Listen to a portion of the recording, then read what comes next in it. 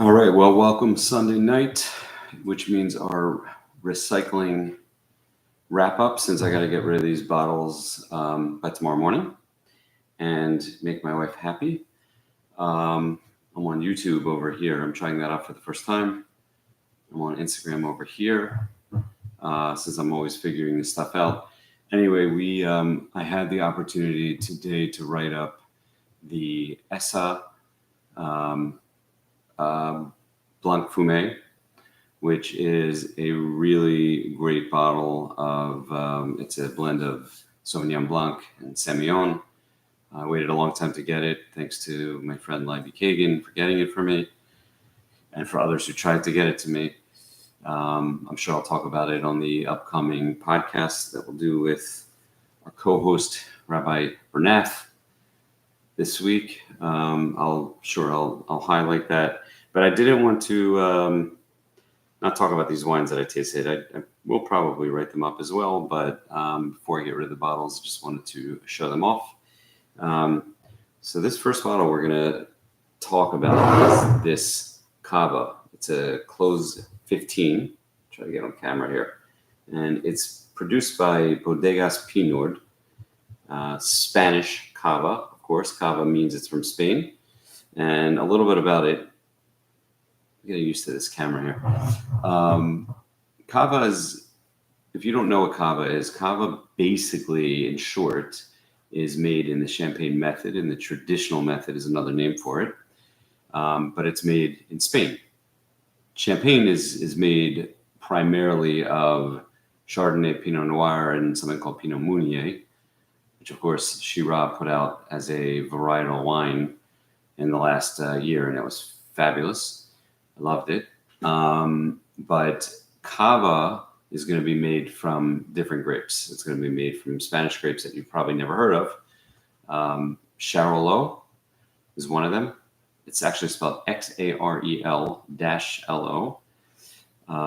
Macabeo, which you can find nowadays, especially in some Israeli wines, and a grape called Pareyada. But it is made in the same way as champagne, in the traditional method of second fermentation in the bottle. It's an interesting topic, and we're not going to get into the details of how that's made. But interestingly, in the region of Spain, Champagne is northern France, and it's a much cooler climate than where Cava is made on the Mediterranean. And what it allows is for grapes to really ripen, and it's not always as necessary to add what's called a dosage to the product before it's corked for the second time, because it's really a little bit of a riper type of bubbly. That said, the one we had here, if you look closely, it says Brut Nature. I'm having trouble with that camera. Brut Nature. Brut Nature means that it's extra dry, that there's no dosage added. There's no little bit of syrup. It's kind of like a syrupy, sugary wine concoction that's added to the final bottling. And it's not just to make it sweeter. It's also that will give a champagne much more longevity. But anyway, when it's called Brut Nature, it can be called zero dosage. There's different names for it. It means you're going to have super dry wine. That is the most dry bubbly. That means 0 to 3 grams of residual sugar left in the bottle. Anyway, this was let me see. I don't know. Look, while it's a very affordable wine. $17 on kosherwine.com, and great value. You know, that's one of these things. It's very hard to find champagne that's under. I'll say it this way: the one of my favorites is the Drapier, famous champagne house, and we're lucky enough to get it kosher, and to me, that's great value at wherever it is, $50 to $60 in that region. This is a third of the price. Now, granted, it's not Drapier, and I'm not implying it's the same, but you're getting a champagne method wine. I'm going to look at this camera here. You're getting a champagne method wine for a third of the price of a very affordable champagne. So think about that for a second. So, already to begin with, the bar should be a little lower just because of price. It always should be. I know that a lot of people say not to judge wine that way. I don't believe that. I think, of course, it should be judged that way. If I spend $100 on a bottle of wine, I'm certainly expecting a lot more. It's the same as going to a restaurant. If you're going to get a $10 burger versus a $100, steak, you're expecting different things in those situations. Anyway, this was really very nice, very solid.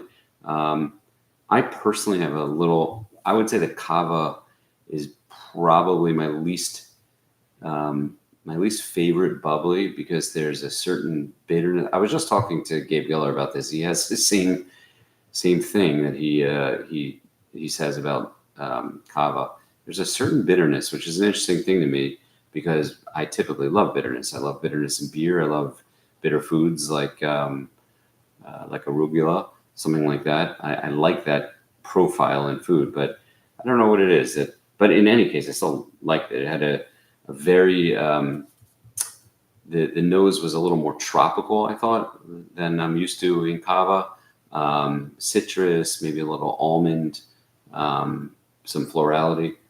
Florality, is that a word? Floralness? I don't know. Anyway, very solid $17, and this is a newer wine to the market, and it is imported, I believe, by BAM Kosher Wines. I can't say. Yes, BAM Wine and Spirits. It's BAM Kosher Wines. I'll try to put up the information, but really, really solid and impressive. The second wine I had this weekend was the Dalton. I'm an old fan of two things. I'm an old fan of Dalton Winery, and I'm an old fan of Dalton Alma. Now, it's a wine. I would say that the Alma is the type of wine that I really used to like a lot more. And I always question, and I'm talking like 2008, 2009, 2010, around then. And I always wonder if it's more me, like in my taste changing, or that the wine tasted so much. I would say it's somewhere in the middle, because the wine is certainly it's riper, bigger type of wine than it was back, 15 to 20 years ago. I'm just looking at the alcohol by volume is 14.5%. So it's a very ripe wine. It's a Cabernet based wine. Looks like 60% Cab, 15% Cab Franc, 20% Merlot, 3% Shiraz, 2% Grenache. So there's a lot going on there, and aged 18 months in oak. So this is very much characteristic of the types of wines that are being made in Israel.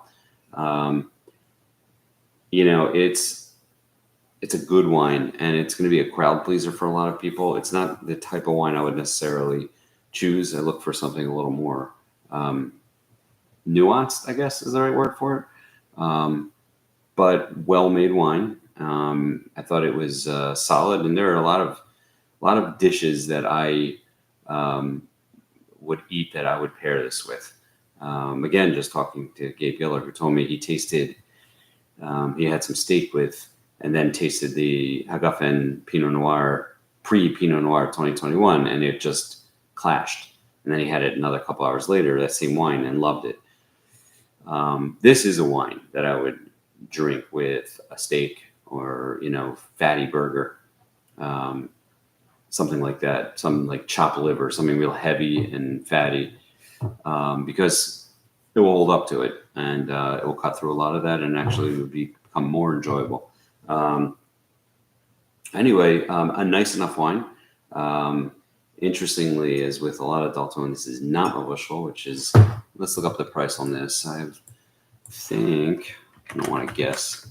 The Alma is, so it's crazy to me that's $25, $26, because it's also a bottle that used to be, in the 15 to 20 range, but that's just where we are in wine. Things are all up, anywhere from 25 to 50% in the last 5+ years. But that's true with everything. It's not just wine. Anyway, those are the wines we had this weekend. Let me see if I wanted to say something else about the Alma. I guess that's it. Anyway, thanks for listening if you made it this far. And let's see you on the next podcast, Kosher Wine Podcast, with yours truly and Rabbi Israel Burnett. See you then.